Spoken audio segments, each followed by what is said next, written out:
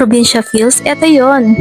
Mahangin, maraming puno, puro berde ang makikita mo, nakaka-relax. Sobrang ganda ng creation ni Lord.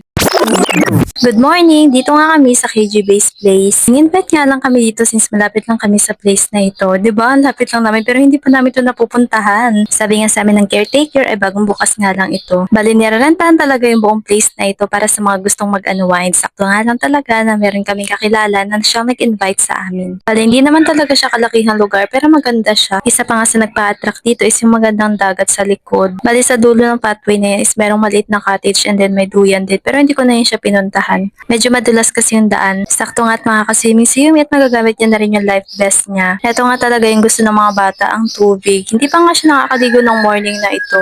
Nagsimula na nga kaming maligo. Nakapayong pa kami niya dahil medyo maambon. Pangitingiti lang ako sa cameraman pero ang totoo nilalamigan ako. Noon ang tampisaw nga namin si Yumi nanginginig pero katagalan bigla na lang ayaw umahon. Hindi ko na nga nabidyoan pero kanina may mga kalaro dyan si Yumi, mga anak ng katrabaho ko.